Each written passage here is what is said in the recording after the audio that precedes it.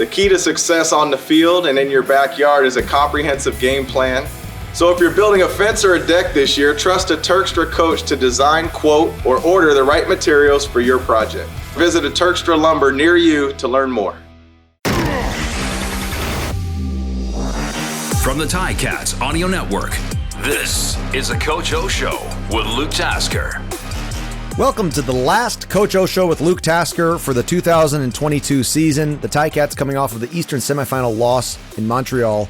Coach, it's just never easy to end a season without winning that last game. And I can say that the only time I ever won the last game of my season was the year that we didn't make the playoffs. And we won a meaningless game in week 21. Of course, your team was hoping to go to Sask this year. And the loss in Montreal, I'm sure it's still fresh, Coach, but it's tough no matter how it happens, no matter how you play, it's tough to end the year on the loss. Yeah, it's a terrible feeling. It's definitely not fun. Disappointed. It's a new day. So many things to be proud of, but ultimately there's one goal. We don't have a desire to compete. We have a desire to win championships, and there'll be two more teams that are disappointed this week and then another one the week after. And that's what's the beauty of sports. As long as they keep score, there's only going to be one champion. So disappointed, but also proud of a lot of things in a lot of different aspects of the organization and the actual football team. In the Montreal game specifically, it looked for a second there, Montreal got off to a really great start, but it looked like your team was going to make a run and potentially put it together in that third and fourth quarter to come back and gain the lead. Is that sort of one of those games where maybe you just kind of ran out of time? Well, it's easy to, we're always going to be optimistic. I did feel like the momentum was going to turn, and when it did, we were going to have to take full advantage of it. Mm-hmm. And I thought we had an opportunity. We made it an 8-point game there. Yeah. And even though we had a roughing call there, we stopped them on a 3rd and 1, which is just as good as a turnover, giving the offense the ball at, midfield virtually. And we weren't able to capitalize there. Defensively, we got off to a slow start. I thought we really hunkered down in the second half. I know they got 3 at the end, but basically held them to 3 points. Mm-hmm. We weren't good enough in that area in the first half. And I just feel like this is one of those odd games, Luke, where, even when we played together, the emphasis was always, if you're going to win consistently, you better try to win at least 2 out of 3 phases. And in those odd games where you can get 3 out of 3, that's usually a lopsided score. Mm-hmm. And I really felt like we didn't even grasp one of the phases in that game. And, the reasons and that, I thought we were prepared and that sort of thing. We just didn't play well enough to advance. It's really that simple. And when you're not able to dominate, a couple of the phases, you're leaving it up to chance. And we just weren't good enough on that day. Mm-hmm. And I take that to mean, it was tough to find offensive rhythm in the game, of course, especially early on. Yeah, we're just strong believers in, and this, Luke, and I know I keep phrasing it, but it's just not a lot's changed. The game is the game, right? Mm-hmm. And we truly look at things like our offense is playing the other team's offense. Yeah. And our defense is playing the other team's defense and special teams. And I know to some listeners that may just sound completely odd. Like, what do you mean? The offense has got to stop the other team's or be better than the other team's defense. And that is true in essence. But I feel like if the other team scores, the offense's job is to match that. And if their defense is stopping our offense, then our defense job is to stop the defense. And that's how you keep things aligned and the process complete. And in my opinion, that's how you prevent division on a football team. Like, you just say, if you're the best defense, then be better than their defense. If you're the better offense, then be better than their offense. Yeah. No, that's made that way of visualizing a football game has always made sense to me. Our offense has to be better than their offense. The special teams is, of course, a really tangible, because your special teams actually does play their special teams, right? Like, on the field. Yeah. So like that analogy really makes sense in the kicking game. And, Montreal had that, sort of more success maybe than any other team in the return game in that semifinal. And then offense, of course, just kind of struggled to find that rhythm. But to me, what stood out was your defense in the second half. I mean, it really was an entirely different looking style. Can you speak to maybe some changes that were made in that game defensively for you? Well, I just think our execution was a little bit better. We did change a couple things internally. The other thing is some some guys just made plays, right? And I think we still left plays out there defensively. You know, we had them backed up, and I think they had like a 20-yard run and that sort of thing. And you know, you're asking people to play borderline quote unquote perfect, and that's not going to happen. But sometimes in a game like that, you know, you got to try to flip the momentum. And if that means the defense needs to force a fumble or score a touchdown, or the special teams needs to score a touchdown, you know, you're looking to do that in big games, especially when the consequence is elimination. You know, and offensively, you know, field goals are great, but in this league, you're going to have to score touchdowns. And that's really was the difference in the first half is, you know, we were down there and had opportunities, and we ended up kicking a couple of field goals, and they ended up with a couple of touchdowns. And collectively, we were able to scrap and make it a one-score game. And, you know, what I love is you look at that last field goal they kicked, and you look at the get-off of that defense. And as crazy as it sounds, you know, I believe from being in that room all year that they were going after that ball to block it, scoop and score, go for two, and put this thing into overtime. And as fairy tale as that sounds, that's the effort that you saw. Those are things to be proud of. Yeah. As we look back on the season on whole, though it's freshly ended and there's sort of that rawness of the season getting cut shorter than you wanted, but is it easy to identify things on a whole look back on the season that you're proud of? Oh, absolutely. You know, especially after a beyond slow start in the win column. Being in the playoffs, quote unquote, for the last however many weeks, finding our way, being flexible, the resiliency, the response to adversity, the grind of the coaches, the whole organization, the stuff that doesn't show up on game day, the willingness of players to pick up after one another, put their own bag on the truck, coaches chipping in, therapy chipping in, the bond on the road going for team and staff dinners.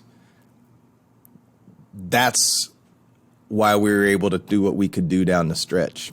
The game of football is to be physical, and it's to be executed at a high level, and I get all of that, but there's so many other things that we work tirelessly on to be able to build a foundation that is truly sustainable and time-tested. And I could go on and on about the positives. At the end of the day, we weren't good enough. We'll acknowledge the elephants in the room, period. But if you get defined just by the scoreboard, you're going to be disappointed.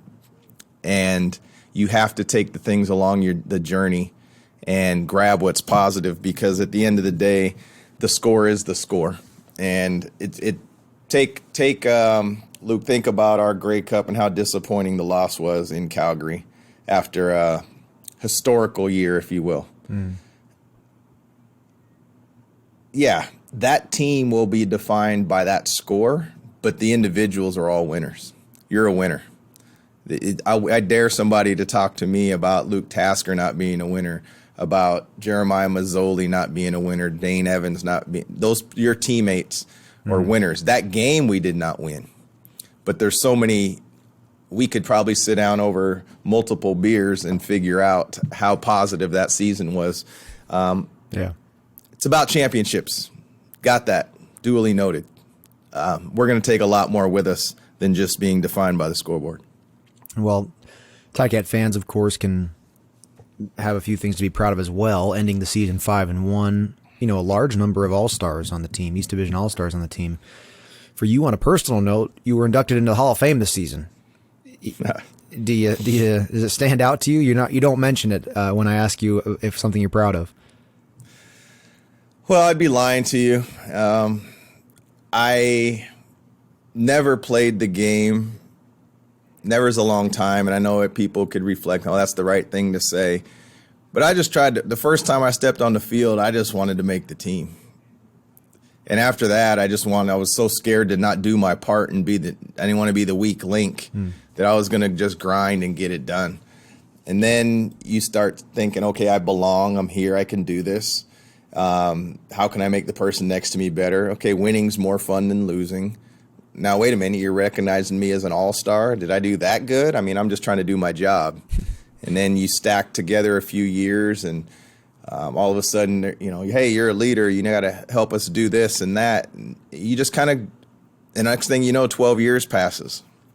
And you might be aware just through interviews and that sort of thing that maybe you're doing something consistently to be recognized. But to think of all the years that this game's been played, that, I don't know, when I'm long gone, there's going to be somebody that says, who's that goofy guy with the bald head up there? It's not why you play the game. So I'm honored, and I think the cool thing is just being recognized with that team, the teammates that you played with. It's everybody says it, but it's the truth. So why can't I say it? That you can't do it alone. Like, if you don't rush the quarterback and all those guys that shorten their neck for a living, I mean, how good is my coverage going to be? I mean, I got toasted just like everybody else in one-on-ones. So if you think you're that good, then don't give up a completion in one-on-ones as a DB. It just doesn't work well. And I'm proud, Luke. I am proud. I feel like I was a hard worker, but I feel like there's a lot of hard workers that don't get recognized in the same way. I felt like I did my best to make others better, try not to take shortcuts, and to be recognized and be able to recognize your teammates does mean something. Thank you for asking. That's really great. That's a great. It makes me think about my own career the way that you described that, and it's really honest and very, very humble, but in an authentic way. And so I appreciate that. That's a interesting recap of a life of football, really.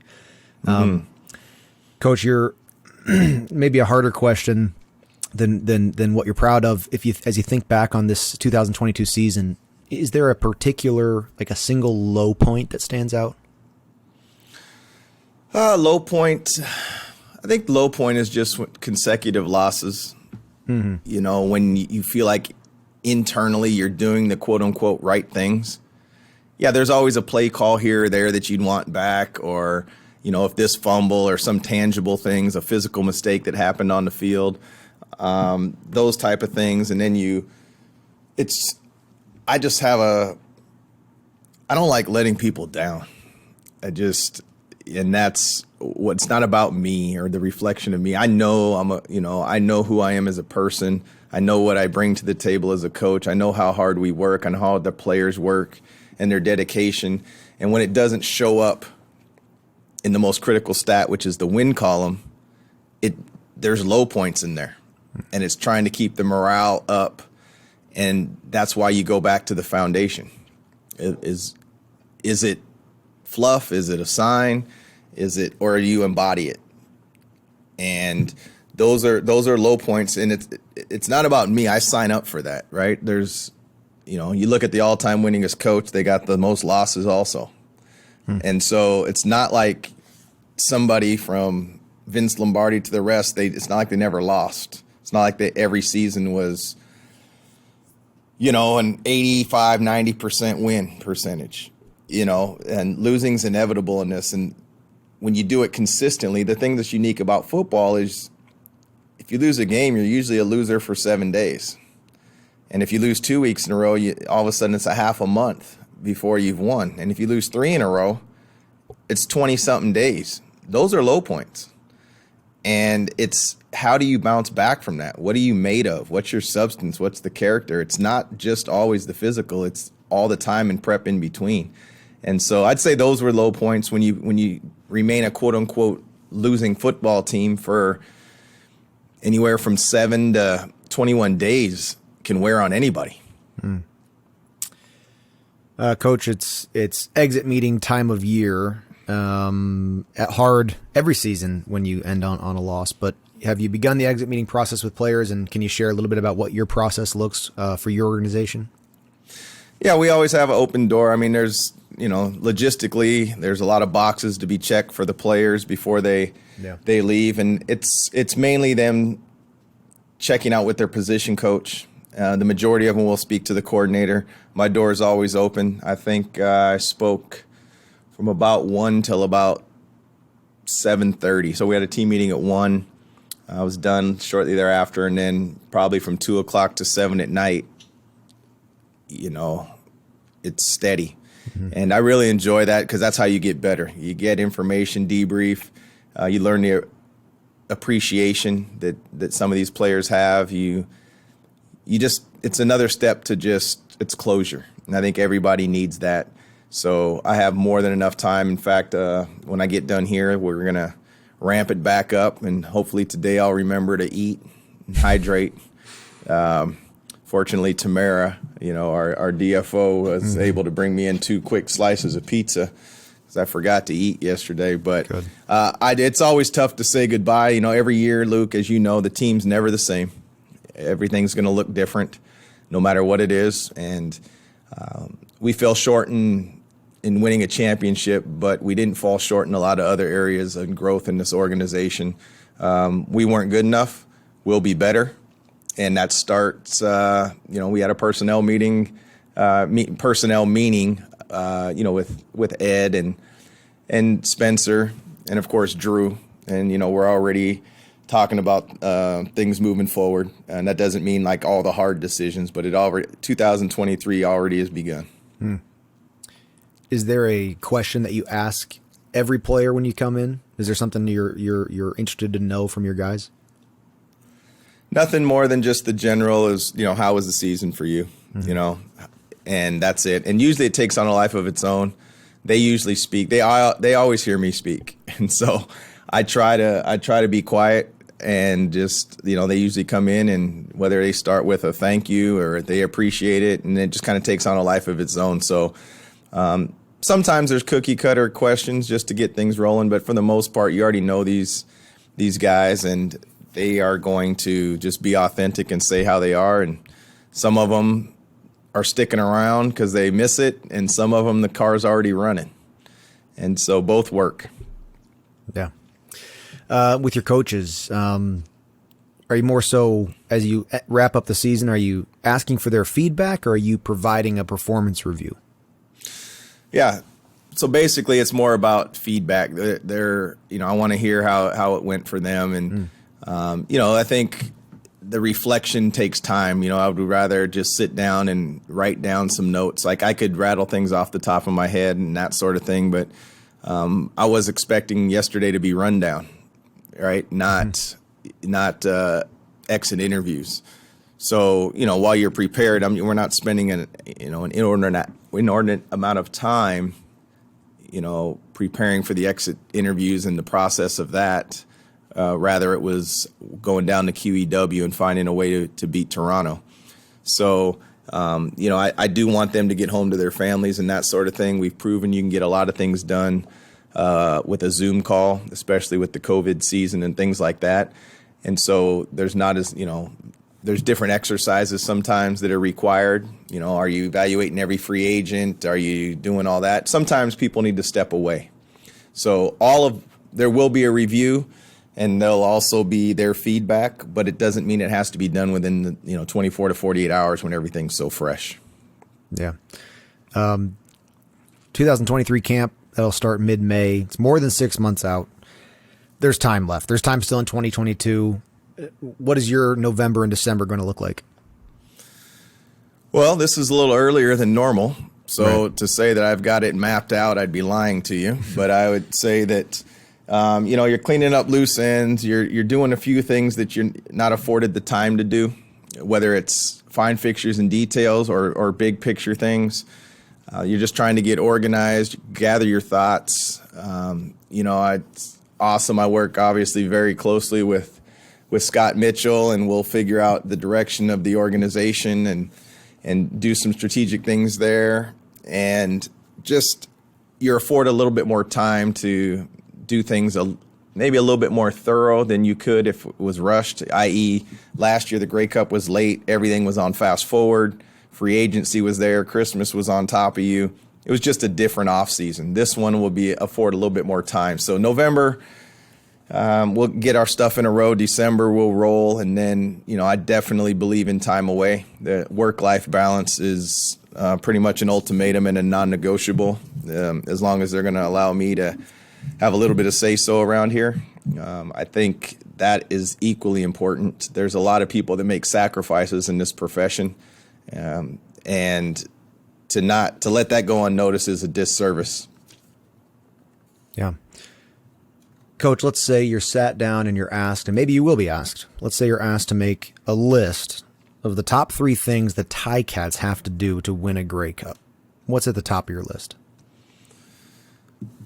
Well, we got to take care of the football, and we got to take it away. We managed somehow. I really thought we were going to make history. I didn't even know. I mean, I don't know what we were, minus 22. That's uncharted territory, and I really thought we were going to Saskatchewan. And I don't know if a team had ever done that. I assume that would make history. I don't know if a team's ever been to the playoffs with a minus 22 ratio. That's not something we're proud of, but it tells you the resiliency and how much focused we were down the stretch. And it's really an embarrassing statistic. So I would just start right there, Luke, and not make it bigger, try to come up with the cute answer. And let's take care of the football, and let's get the football. You're going to have to protect the quarterback and get the quarterback, number 2. And I think you got to prevent touchdowns and you got to score touchdowns. I mean, there's other things. I could get you into tangibles about being a physical football team. And, at the end of the day, you got to be healthy too. You're not going to win a ton of games, right? You got to be fortunate in some areas. And I think just look at the teams down the stretch. Football's a unique game that way. But I'd keep it with those 3 things right there. That's going to enable us to give us the best opportunity to win consistently, ultimately winning a Grey Cup in 2023. I love it. And I expect maybe an emphasis on the ball security presentation and training camp. I expect my pictures, both of good and bad, to be in the presentation. I know I have some bad ones with the ball hanging out, and some where I was protecting the football. As a lot of my teammates, I'm sure, will be in that slideshow as well. But Coach, why don't we take a break here? A special thanks to Turkstra Lumber. They've been a fantastic partner, a fantastic sponsor for the Coach O Show with Luke Tasker all year. This episode, like every episode, is presented by Turkstra Lumber. Folks, check out all the products and services that Turkstra has to offer. That's TurkstraLumber.com. And thank you again, Turkstra, for all you've done for the Ticats and the Ticat Audio Network. Coach, we're not going to do a fan question for this last episode. All year, it's been great. The fans have been able to ask you questions, and it's been a really interesting part of our episodes here. But I'll just give you a second if you want to sort of address the fan base, our listeners, and sort of for our final episode here, just any message you'd like to share for Ticat fans. Yeah, as plain and simple as it is, sincere thank you. Like, without the fans, that it doesn't go. This is a sports entertainment business. Let's just say what it is.